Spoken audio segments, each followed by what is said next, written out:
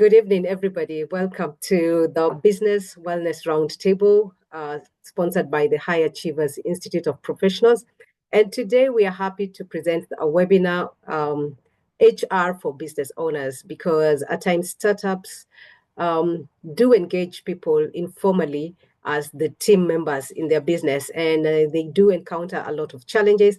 And that is why we are here today, to ensure that we get to understand how do we overcome those kind of loops? What do we need to do to make sure that we are not always suffering anytime we engage with people in our businesses? So welcome. I will start by giving you a short overview of who we are. As the High Achievers Institute of Professionals, we are training and management consultants, and we work with SMEs, government, NGOs, and the private sector. So basically, we do the whole 9 yards. We are very passionate, especially with SMEs, because that is a place where we are able to see monumental and impactful growth when we engage with them. So feel at home when you're here, you're in safe hands. Now, the consultancy services that we offer, we do have organizational development services, and this is where we help businesses and organizations craft their strategic plans. We also do help organizations that are going through change, define a working and non-toxic organizational culture. So we walk them through the change process. And then we also do help with action planning. Action planning could be an annual plan for the organization, or it could be a plan around a project that you want to embark on, and you need to come up with a concrete plan. For HR consultancy, we do help with policy development for your business. We also help you conduct employee satisfaction surveys, as well as also customer satisfaction surveys. And we also do offer consultancy services in performance management.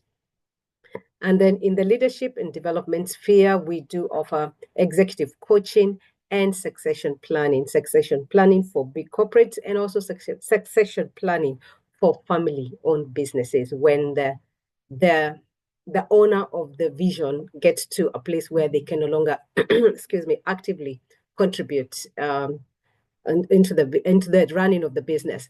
Now, for the training programs, we offer a whole wide cocktail, an array of training programs. The first one is leadership and governance. This we offer for both private and government institutions. We offer training in customer care, and now we are also looking at offering customer care with AI training.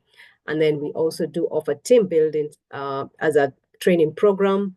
We offer training in sales. Then we also do train on performance management and managing change. And here is a short video about who we are as I get ready to introduce Lynette.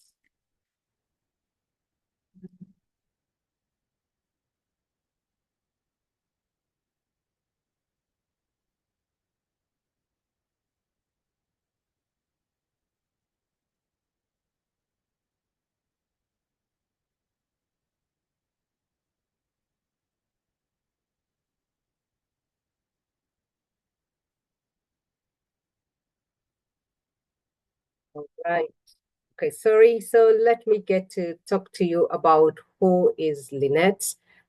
Sorry, gosh, I have just lost my screen. Let me hope I'll get it back. Just a minute.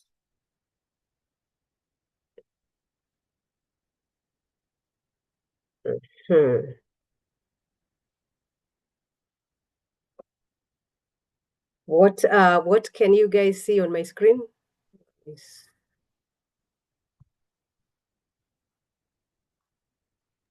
You can see the slide about Lynette Marina. Oh, you can see it. Okay, then Yes. let me just then minimize and just get to, okay, yes, now I see it. So Lynette is an HR and organizational development consultant, and she has a double MBA in strategic management and human resource management from Daystar University.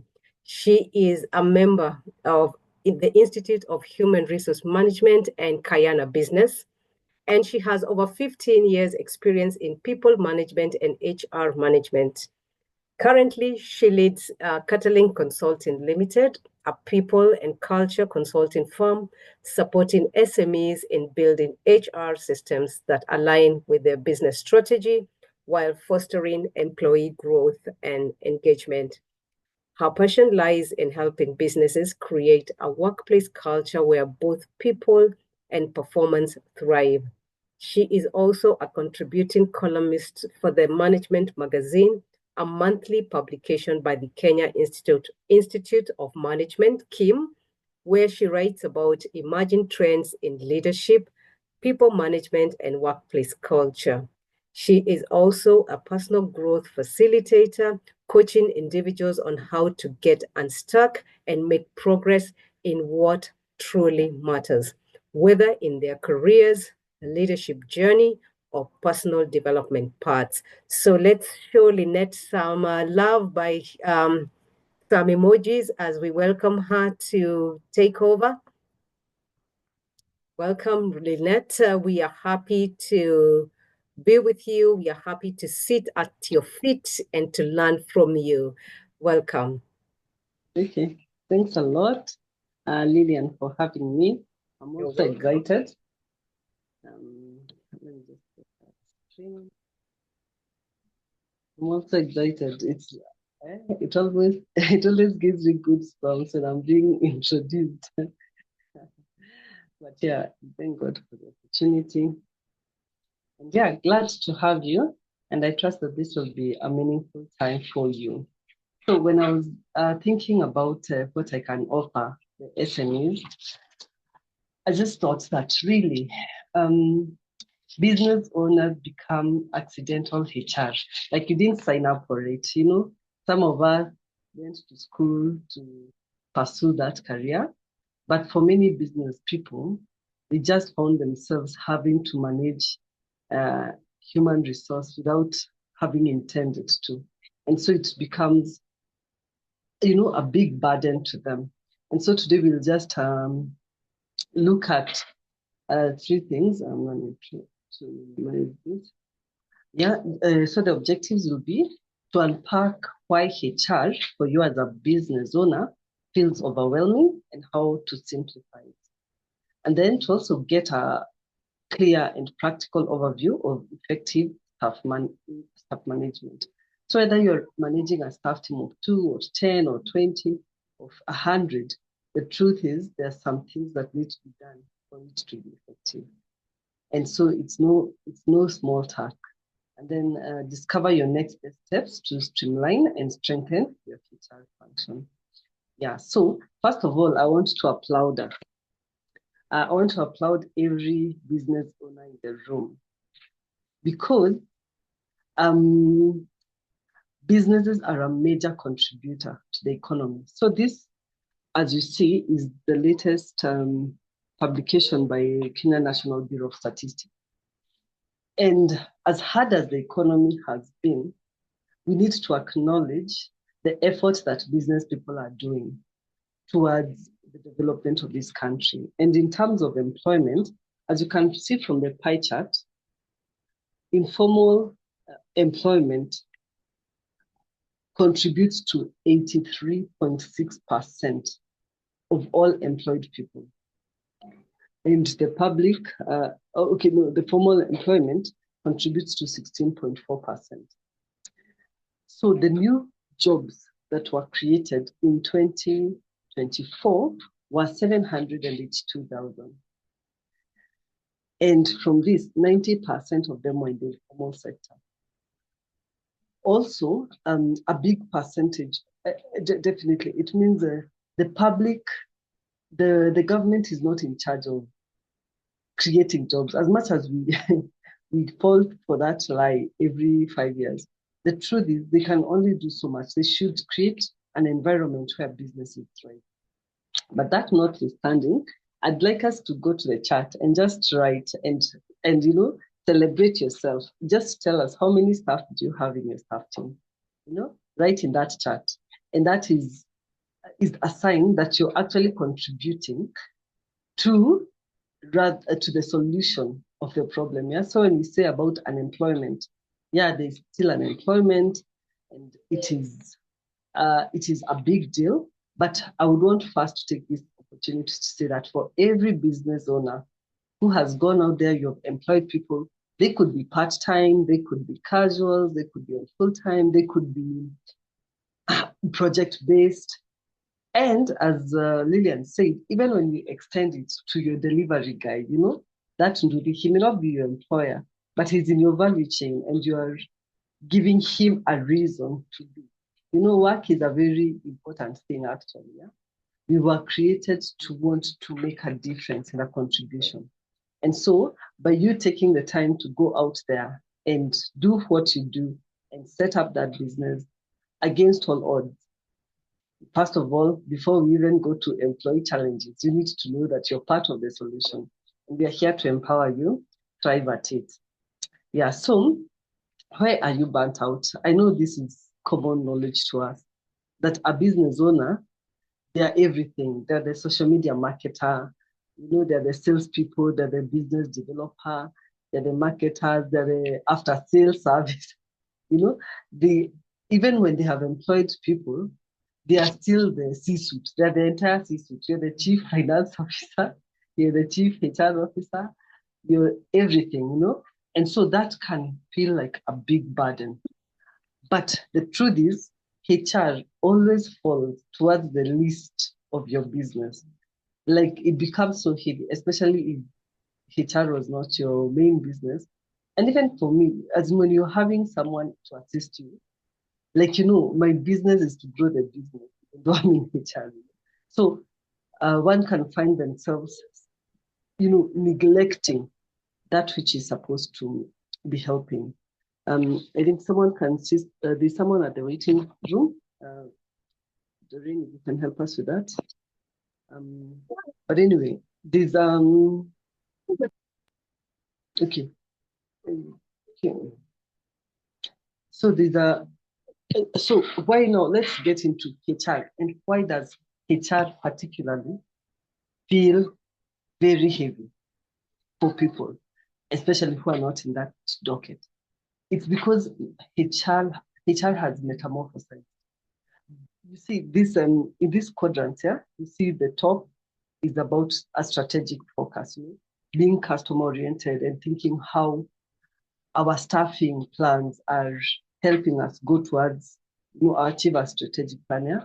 And then there's also change as things happen. Yeah, like right now we are all trying to absorb HR AI into our systems. Then there's below the day-to-day operations. So why I say HR has changed, it's because before HR was just in that small square, the administrative expert.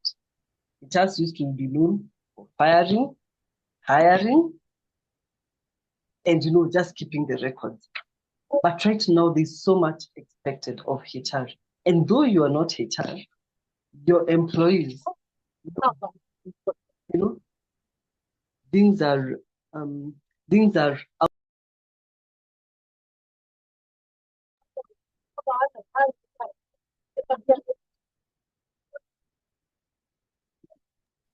Grace Ngugi, kindly mute yourself. And then Lynette, I think we have lost you.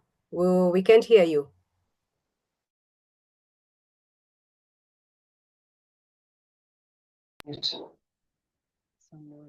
Okay, and now can you hear me? Yes, now we can.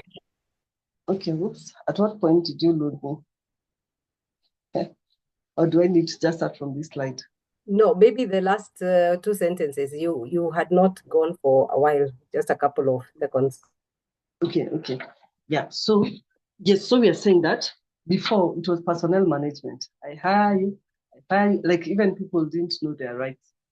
But right now, people know their rights. They know that there's something like unfair termination. Actually, there are so many cases, employment cases that are going to court. And once you get there as an employer, it's usually so difficult to, the courts are pro the employee, protecting the employee.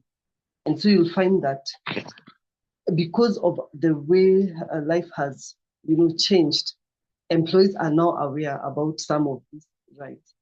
Yet we know that now customer is king in business. He has always been, but now more than ever. And so you want to still hire people who are in line with your business. So you see, you're already a marketer of your business, a business developer, you're already maybe providing the service yourself, and then you have now been given this task, which is equivalent to a whole department, as in it can take, in some organizations, all these things are handled by different people. And so for real, it becomes almost an impossible task for you as a business person to have all these balls in the air in just one docket of your business. And so HR has continued becoming very hard for business. Okay. So when I was looking at your responses as you filled the registration, I saw that really it is in line with what statistics say, that these are the biggest HR headaches for business owners. They have questions about finding the right talent. They are finding it difficult to, hire suitable candidates. They are finding it difficult to retain them. They struggle to retain them, and then issues about performance management, how to address and improve poor performance in employees. And then now the administrative checks, they're overwhelming, the paperwork, the compliances. Things seem to be getting out of hand. And so that is them. But I thought that before we look at, before we address these things, there's something I'd want to say, and I know that is a question. Whenever you're in any gathering, someone knows you're a HR and they're a business owner, they will complain about employees, the way the turnover is high, the way they are not performing. Okay, that is what the complaint is. But now, before we address those issues, allow me to jump to this slide and really check, why do employees actually quit their jobs at small businesses? So, unfortunately, many of the times we still use Western statistics, but as you know, we are really catching on very fast with what is happening in the world, yeah? But what is the topmost is poor compensation and or benefits, yeah? So that is 33%. See number 2, my manager. Number 3, poor work-life balance. In small organizations, you have multiple roles. That's the truth. We can't afford to hire for everything independently. So at times we will merge roles. But because of the pressure of the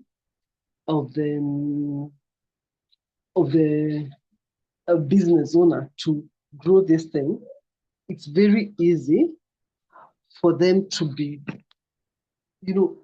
overbearing. They are expecting you to work over, or they are still emailing you at various times. Yeah. Well, let me tell you. And I hope as we go through this, you can see either a place you have worked, most likely you worked before you got into business, and maybe you can list in the chat what were some of the reasons that made you quit your job. Please go ahead. I'd like to see some of those answers. But yeah, what made you quit your job? But apart from that, you can also assess from the employees who leave. Do you ever do an exit interview, for example? Or even though not an exit interview, can you at times see, I know that I didn't handle that situation well, and that's why that employee left. So I'd like us for just this moment to cease thinking about these employees are leaving, they are so unloyal, there's a lot of talent leak, and just try to think, what are some loopholes in your own businesses that can be making employees leave? Because we've been told that people are not now just leaving because of compensation. They are leaving because of their managers, And so you might be the manager, but I know some of you have supervisors, have bigger teams which have supervisors. And so the question is, are your supervisors also, could they be a reason for the high turnover. Maybe it's someone incompetent and then people are expected to meet him. So we need to think about it in a very objective way, but also limited career progression. There's no hierarchy to go to. And then company culture, it's toxic. The way correction is made, and then family or personal reasons, there's nothing we can do about that.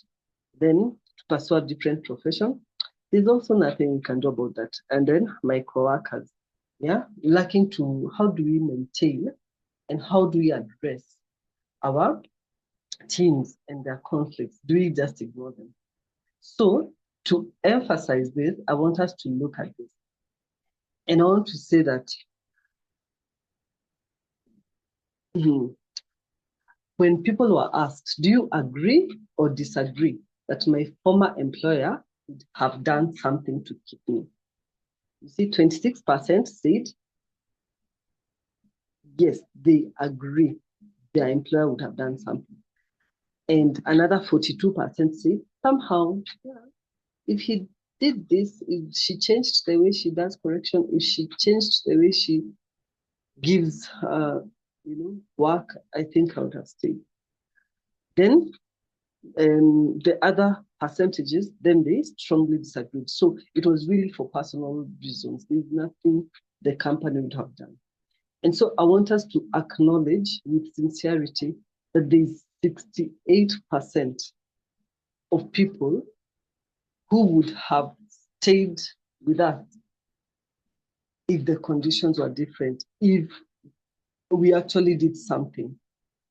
It was in our control. So I want to say that as much as we feel like small businesses, our margins are small, there's only so much compensation, at times ignore the compensation. But we're saying that small businesses are not powerless in keeping employees.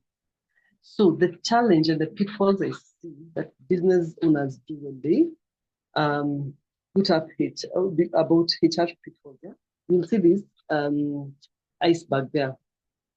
And you'll see that there's a form of HR, there are some two things that are being done with there's HR patchwork. People go and leave, but it's not so certain even how many days, people brought their documents, but even we don't know where they are. So there's some kind of thing that shows that HR is happening, but underneath, there are no HR plans, recruitment without due diligence followed. As in, like, how do you recruit? For those employees who have left, for those ones, did you actually call an interview for them? Did you actually advertise? Was it a competitive process? Or did you just give a friend of your son? Or did you just get the first person who was available? So then there are lack of team norms. And I'll say here, you're the carrier of the vision, you're passionate about it, we celebrate you. But at the end of the day, you have to create team norms. And this is one thing that for now we can't delegate: communication. You cannot be too busy for your team. You have to, because vision is infectious. Our vision is caught, but also vision leaks. So, for example, if you're running an agribusiness, of course, it's you who has the vision. Me, I'm honestly there to just do the administration, to do the sales or something. So you need to be refilling my bucket of vision and why this is important. And so, unfortunately, as busy as you are, you have to get a way to have time with your team. Whether it is you to have time with your supervisors and then they have their direct reports. But point is, that needs to keep happening. And otherwise, those team norms are not there. You will not know when the wind started beating you. And then lack of policies. And now on this other left side, I've listed quite a number here. Even lack of proper onboarding. Okay, you had the right person, but you didn't take the time to help them be up to speed with how you expect things to be done. Yeah. Then managing employee conflicts and complaints, neglecting employee training and development. And as we'll see later, development doesn't have to be complicated. Yes, we want you to hire Lillian for your one-off trainings, but the truth is there has to be a culture of development in the organization for it to be effective, and we'll talk more about that. But then also lack of an engaging performance management process. And when I say performance management process, it's not about performance appraisals that we do at the end of the year or the end of it. Is a process, and that we will see.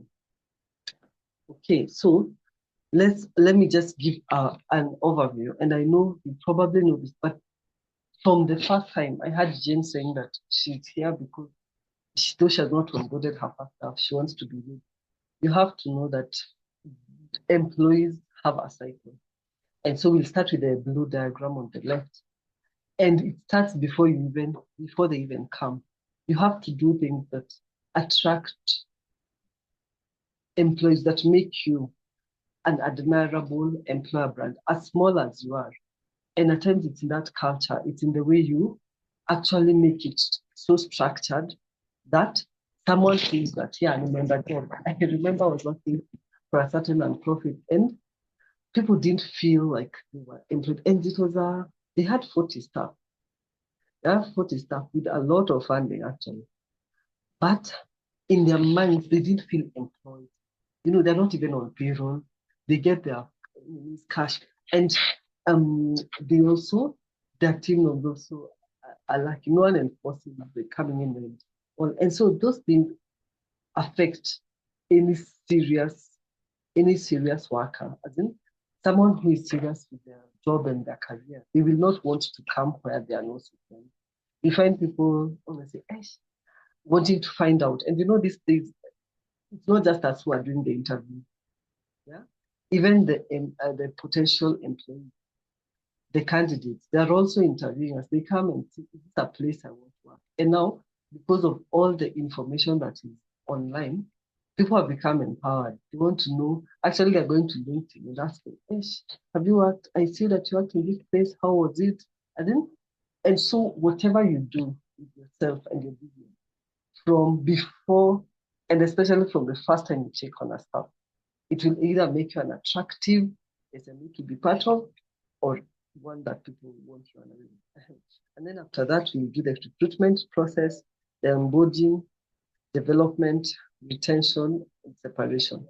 But in the midst of all this, there are many things that happen. You know, as you've seen in this cycle, there's nothing like a payroll, but now it is part of compensation are part of your retention strategy. And then, you know, so here it just breaks it down further, and you can keep breaking it down, you know, to employee relations and employee health and safety, you know, employee planning, and diversity and inclusion and stuff like that. So there are so many things that can be said about an employee and managing HR. But the thing is, we all lie within. It is, how am I forming myself so that there's a smooth transition through all this. So anyway, when it comes to something like separation, we also need to be aware of the pitfalls that we can find ourselves in. You know? Unfair termination is something that is always penalized heavily in our courts. And some of, you know, like if I ask you, if someone steals, you know, your cashier or your salesperson is not accounting for the money, do you know that you can't just fire them that day? You have to take them through due process and show them that was given a fair hearing.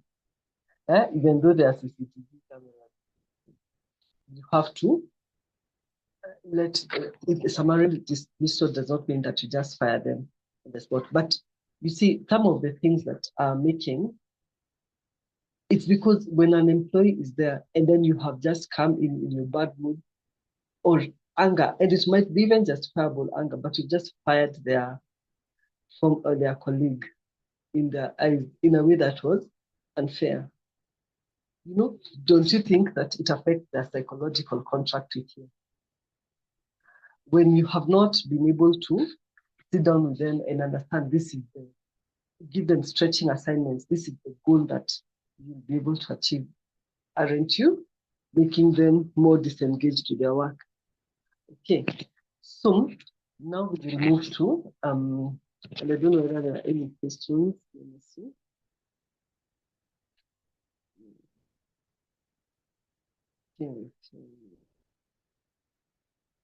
Okay, so we will start with, we will divide this into three and especially give focus to what concerns have been brought. But the first is recruitment. So in recruitment, I think as business people, the first, I mean, you just feel the pressure of you want a sales person, for example, or you want a social media person, but you don't go into the detail of doing what we call a job analysis. And so the first thing for an effective recruitment to happen, you have to identify this role. I saw very many of you saying there are clear roles. But the role was supposed to be defined, like the job description, the duties and responsibilities of this person was supposed to be broken down to the finer details and see when you break that down, that work down for that person. Is this a full day's work? Is this a part-time role? Is this project-based? So that you know even for what kind of contract are you hiring this person. So that is the first, for you to even know a right candidate, first of all, you need to know what specifications they need to meet. Second, now AI has made life easier, but has also complicated our lives because there's all this AI being used even for making CVs and resumes. And so if you put your job advertisement out there, someone is able to fake.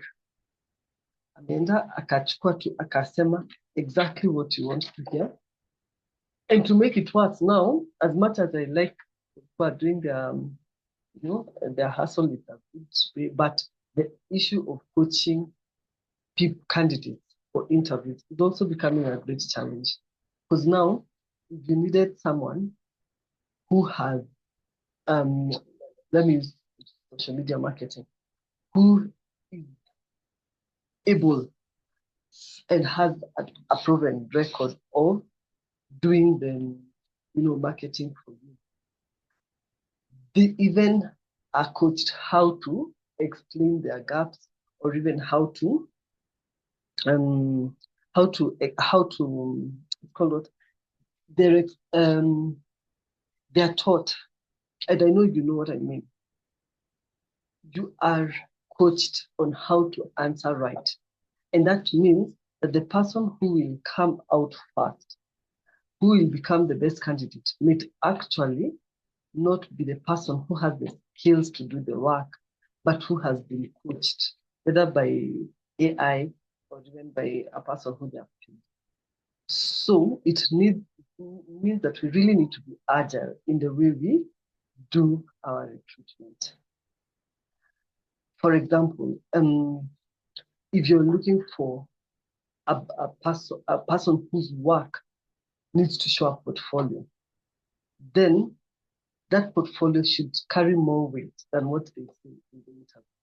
What they say in the interview may just help you know whether they're able to communicate.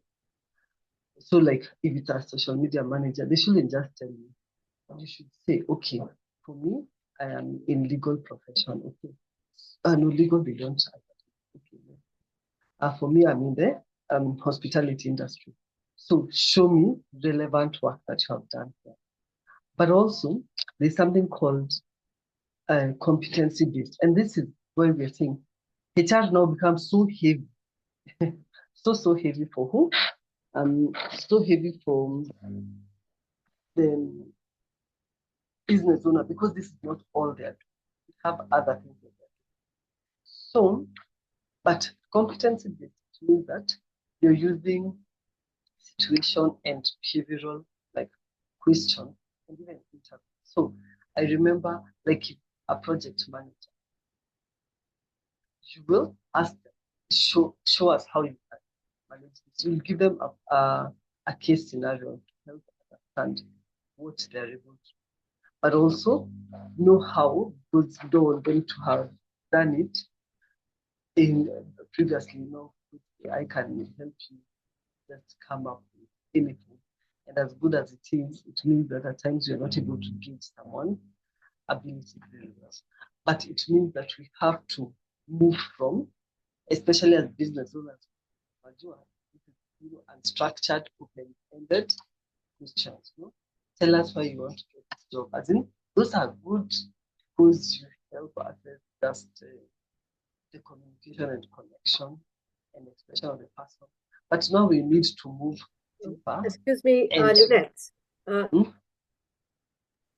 Yes. You're moving away from your microphone, so at times we are not hearing your words. Oh, okay. Sorry for that. Okay, sorry for that.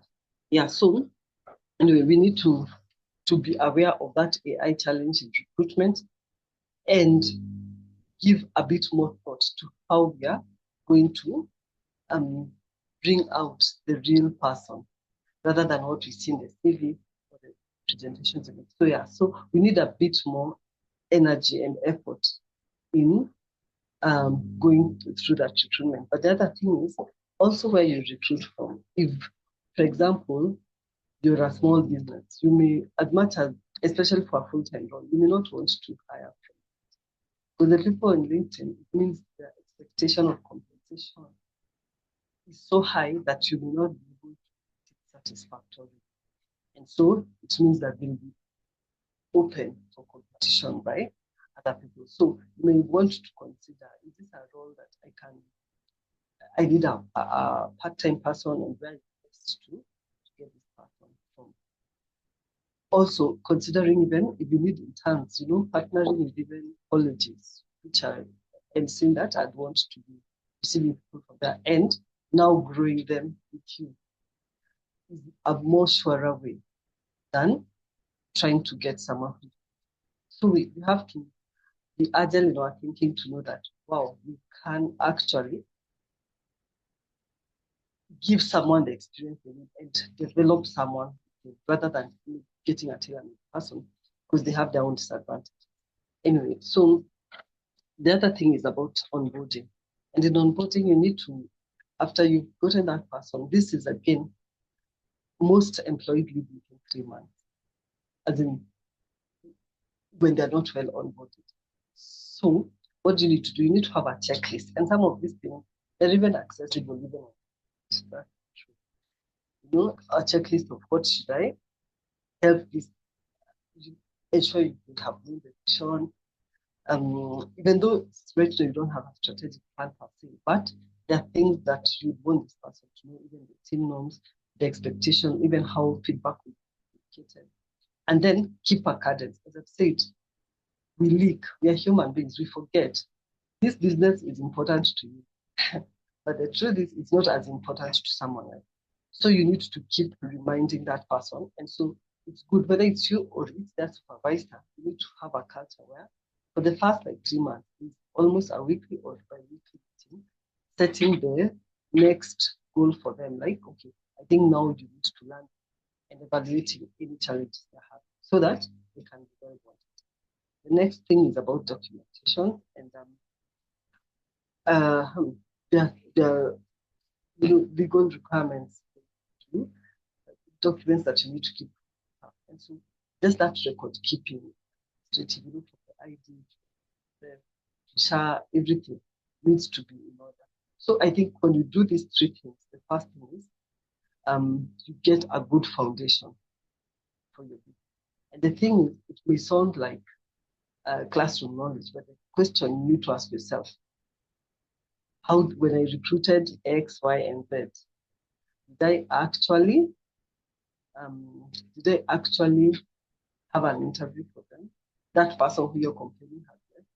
Did I actually take the time to onboard them effectively? Did I give them enough bonding time with that team? And if you're the supervisor of all your employees, then did I try my best to help this person onboard? so that instead of being frustrated at this point, there's nothing, as we see, there's a percentage, about 32%. You can do nothing about them. You'll get other professions, you'll get other jobs, but there's a whole 68% you can talk about. And so that is the percentage to take care of.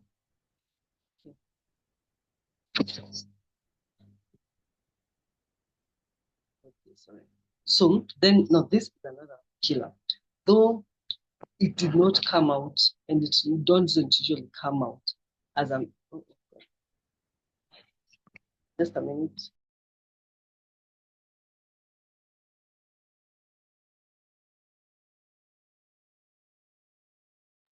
Sorry for that. So about training and development, it's usually seen as a cost for big companies. But I want us to understand that quick tip there. Investing in people development, even when it's informal, is very important. Consistency matters more than budget. And so I'd want us to think about development. At times I hear, oh, my employees don't do anything on their own. So that already, a skill gap can be seen in one, what you complain about, what customers complain about, what colleagues among themselves complain about, like they're complaining about their colleagues. That is the first thing to see, this is a skill gap. And instead of feeling stuck, you can actually create a bridge for them. First, by calling it out in yourself before you tell them, see, this is the skill they need. And then, is it something that I can teach them? Is there someone in the team who knows and can be able to teach them? And then, are there some short courses? There are many things. If it's administrative expertise,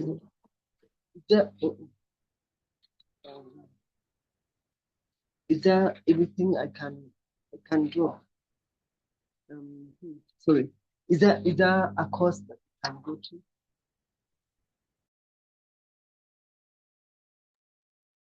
Is there a course that I can ask them to watch? As in, there's so much information in the internet. So instead of getting stuck, we need to connect them to where they can learn, but also industry events. It is very important to help them broaden their scope. For example,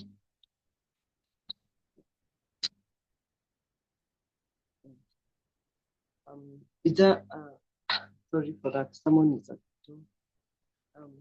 Is there, am I able to expose them to attend their event, whether they are marketers, they are both, they're all these professionals, and they need to start going out to see what and what is relevant in the industry.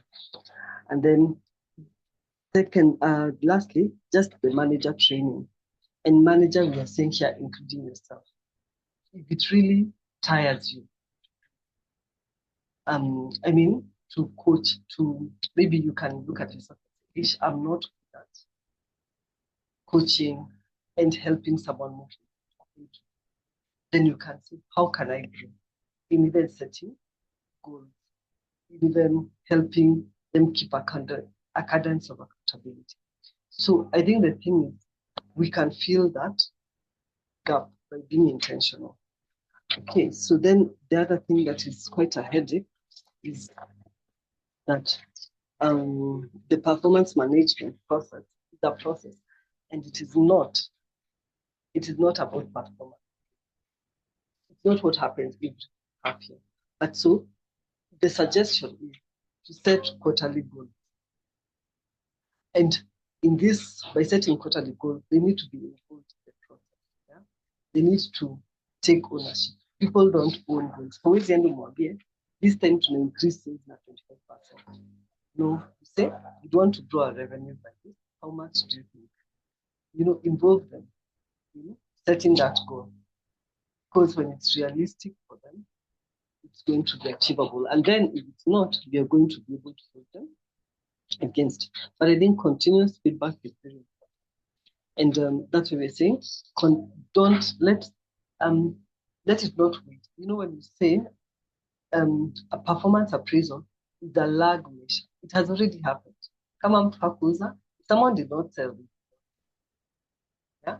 So instead of waiting for the 3 months so that you know, oh, this person has not, it is better to have like weekly connections. Just 20 minutes or 30 minutes to say, okay, are you going towards your target at this time? You're supposed to have sold 1,000 units. At this time, maybe you have sold 10. How is that going? What are the challenges? So that you course correct. But the one thing people, and especially Africans, we're very uptight about saying negative feedback or giving feedback constructive. But there's something called the sandwich method. So you know a sandwich, a bread, and a bread on top, and then so the first thing is to praise them or acknowledge the hard work or they have done in that or whatever, and then the correction, what did not go well, and then setting up the future. Now going forward, this is what I think we can try. And it is a consultative process together with them. So then there's something called a total reward system. And I want us as business to move from we don't have money to compensate towards how else can I compensate? How else can I reward them? How else can I? Because this is a timeless retention strategy.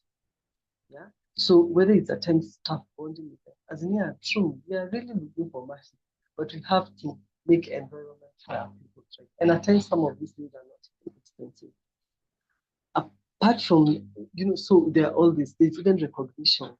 Telling someone, yes, that you've done well. Remember again, we're saying we are complaining that employees are, but even as are we doing our part? Recognition, or a wellness day. You can just say, actually, like even in your policy, you can have some days which are, because compassionately, for example, when you have lost a person, your relative has died of the nuclear family, but then you can have even an extra like 3 or 5 days of just wellness. If someone just feels overwhelmed, you can take a break. It won't kill you, but it will make them feel that this is a caring environment to join. Yeah, but also supporting their growth. So, for instance, you may not have any hierarchy for them to grow, but be interested. What are your career goals? As what are your professional goals? And part of some of them is going back to school. Those are things you can cheat and say, yeah, I'll be giving you leave on that exam week. You have empowered them and they feel that they would be happy to do. And guess what? You can complain, we do all this, we leave, but the truth is, you'd rather have them treated well and leave because they feel that is a good employer than stay when they're disgruntled. Anyway, so because you see, I think you can feel how heavy this is. Like for real, our business is not HR. But I want to say some of the things you can do is to automate something. So I borrowed this. Just a minute, let me ask.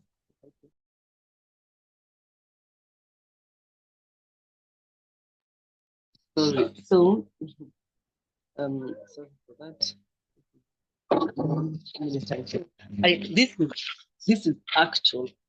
This is actual cost of taking some burden out of your hand. Yeah. So this budget plan is a monthly billing, and with it you will get payroll. You won't have to be doing the payroll every month yourself and trying to balance out things and creating these clips. Yeah, this is from Wingubox, and they have good support who help you, seamlessly be able to put your stuff on. Then they have leave automation. When you, like now I see someone has said she has one full-time staff, three part-time staff, one full-time staff, and a casual. And so that bracket, that is 4 staff who are being paid regularly. You see, she's, let me see what's her name, Elizabeth Nyambura. Is that great starter? Yani with 750, Elizabeth will not think about payroll in energy. Leave automation, because at times we are human and we are business people, as in we are the owners running. Someone will just come, I won't leave, I won't. But when it's automated, as in they ask the system, and then you, from wherever you are, you approve. But it is very easy in a business to find you have just been written for a text. Please, I need a leave for this days. Or it's a casual ask. As you come into your office, someone asks, next week I can go for leave. But by formalizing things, you remove a lot of first work from yourself. But number two, also fluidity and informality. Because imagine you're now, just think about yourself right now. You have 3 staff to 5 staff to 10 staff. And can you see that scaling? Like with all then nataka kwenda leave, nafanya all those things, payroll, everything. As in, can you see yourself surviving having 20 staff with the current system that you have? It is not possible. But also, the thing is, some of these costs are very small. I think, even though you have 25 staff, like 25, when you have 25 staff, it means kuna biashara mingi. 25 is not an issue, but it helps you even remember things like contract management. And by the way, those legal things, I know no one asked about them, but they are a real headache. Because if, for example, you had given someone a 1-year contract and the day has come and passed, like maybe today is, maybe it was to be on 1st June. 31st has come, you have allowed them to report to work on 1st June or on 3rd June. That person, that contract is automatically renewed. And you can't just tell them the contract ended. You'd have been said to have unfairly terminated, and the costs are a lot. So I think you guys need to consider this for those with employees part-time or full-time, something to take away from your head. One less thing on your plate, I think. Yeah, but anyway, where do we start? Before I will show you some litigation, and I see our time is gone. Maybe I'll stop it at there, but so we'll start from the bottom there where it's HR audit. I think the first thing you need to do is to do a HR audit. How have you been hiring your staff? Have you been following the process? Do you even keep their documents? Actually, are they on payroll? Because that's a very serious crime if they're not. And then formalize those contracts, even just formalize those contracts and regularize their pay, and then get a employee handbook, make those policies so that even when, not the people who are saying they're underperforming, as long as you have employed someone for more than 2 months, even without a written contract, they are deemed to be fully employed. And firing someone on non-performance is the hardest thing you can do, not in your business, but legal. Because if they take you to court, you'll have a hard time proving. Did you even have a manual that guides on what to do when the employee underperforms? Did you put them on PIP and all this?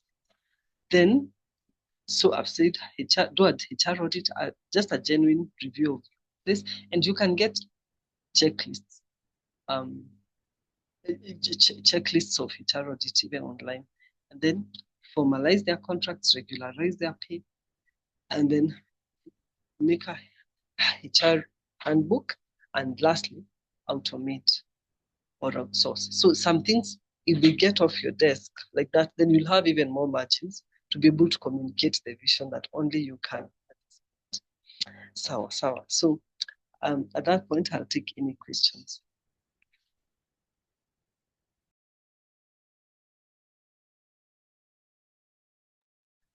Thank you very much, Lynette. Thank you for that presentation. At this moment, as Lynette says, we can have a few questions. If you want to speak, just unmute yourself and ask the question. if you're in a place where you cannot unmute yourself, put the questions in the chat.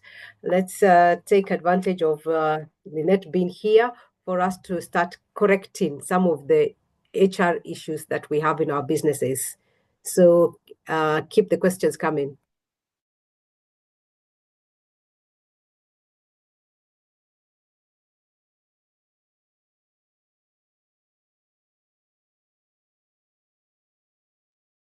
So good evening, everyone. My name is Emma Mungute. I do not have a question per se. Mine is to say thank you so much to Lynette. That was specific and very informative. Maybe just a question out of the presentation. Will we be able to get a recording? And I'd like to also engage the organization later. Just maybe how could I reach out to you? To have the discussion. Thank you. Thank you very much, Emma. To answer the first question, yes, the recording will be there for all those who registered and shared with us the email address. We will be sending you the recording. For the second part, I think I see Lynette has put her contacts in the chat, so you can get them from there. Thank you. Anybody else with a question?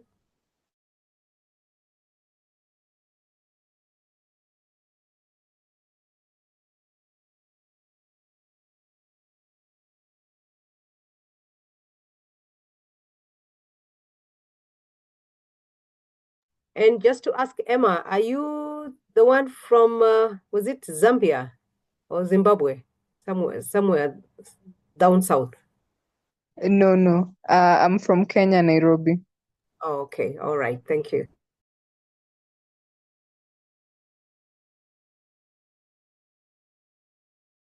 Okay.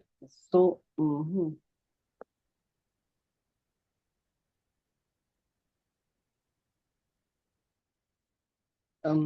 so yes, Victoria, I see you. Thanks for coming. I see you asked a question there. As were you taking us through a chronological method of establishing HR in our business? Yes, I was, and I told Lilian this. I think it almost feels I will be like, HR is so broad, as you have seen, it's the whole life cycle. And so I felt like I needed to speak and give an overview, but we will be giving you more information. And I wish we could be doing, today we are doing recruitment. We come talk about recruitment to the end. Tomorrow we are doing performance management. We talk about it. The other day we are doing HR policy. We talk about it. But yes, today we have just given an overview because it's assumed that some people already have a HR department, as in not department, but some staff working. So it's to first of all look according to this life cycle.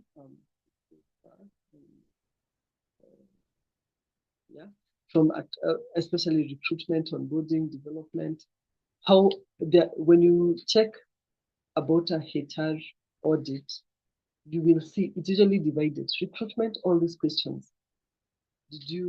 Was it free and fair? So you go taking yourself, assessing yourself, and see, okay, I am doing very badly at recruitment according to the standards that recruitment should have. And we've said, don't look at yourself as a small business. Look at yourself, just as a serious organization, so that you keep high standards and you do due diligence. And where you can't, you can choose to even, delegate such work so that you don't compromise on the foundation that you put. Yeah, so I think that's it. Like I have given an overview of how all this goes around and what is expected, but the idea is that we can only do so much in 1 hour. So I think that is where I was coming from. I hope I've answered, but yes, for sure, Because you have your email, staff will engage you further in whether we can now break down into, if it's recruitment, now we come down to what is this competence? How do we really assess? And we've said the issue is not to say that 100% of the staff we get will be the perfect right fit for us, but it will at least increase the chances highly if we do it the right way.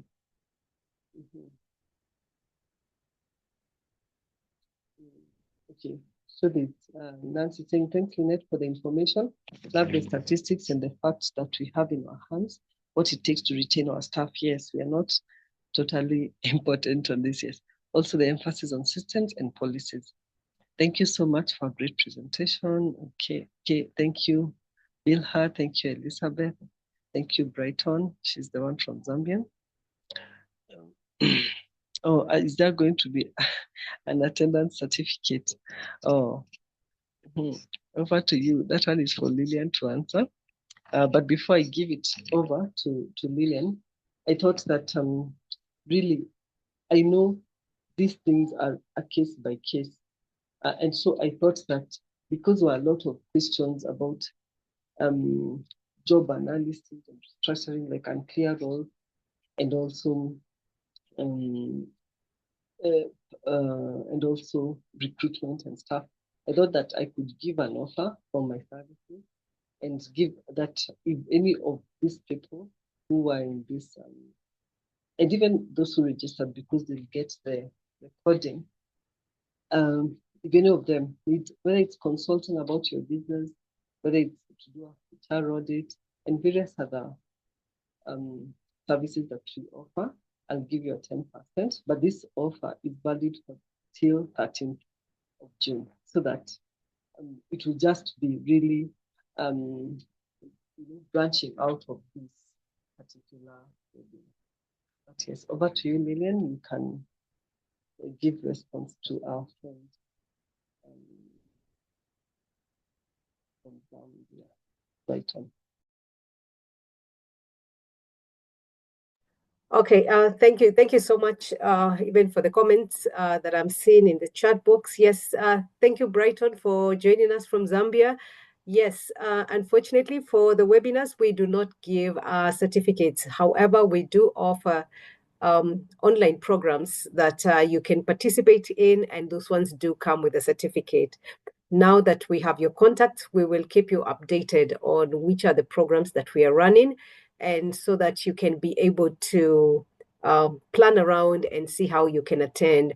We are working on a program for SMEs to help them develop strategic plans, because that is a challenge that we have seen, and quite a number of the people who participate in these webinars talk about it. So we are going to be offering this as an online program for 6 weeks, where we work with you to help you get your strategic plan in place. Now, those are the kind of programs that now we issue certificates for. The 1-hour webinars, those ones we give you a thank you note after the webinar. So yes, for the webinars, we don't have certificates of attendance, but we are happy that you joined us, Brighton, and all the others who have joined us today. And also, maybe as we are getting to the end, maybe Lynette said that HR is very wide. There is performance management. There is the HR manual. In case there is a specific topic that you would like covered, that it will be tailored for SMEs and the unique challenges that SMEs have, you can put it in the comments so that we can see whether we can be able to invite Lynette again to speak on a specific HR topic that would help you better manage your business. Thank you.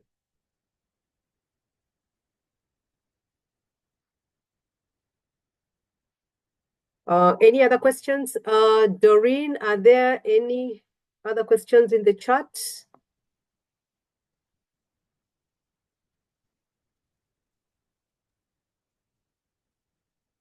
Okay, it looks like there are no more questions. Business owners, it has been an honor and a pleasure having you here today. We are glad that you were able. Let me start the video so that I can speak to you directly. We are very glad that you were able to join us, and hopefully you learned something, 1 or 2 things. the one that caught me off, I always thought that if as an employee steals from you, you fire them immediately. So today I learned even summary dismissal goes through a process. So it's always good to listen to experts so that you don't find yourself on the wrong side of the law, because most of the time the law is always on the person who is seen as a victim. In this case, it would be the employee. So thank you so much. I hope you did learn something. And if there are no more questions, we can bring this meeting to an end. We will be communicating with you on which webinar we will be having in the month of June. Until then, I wish you all the best and the best in your businesses. Thank you very much.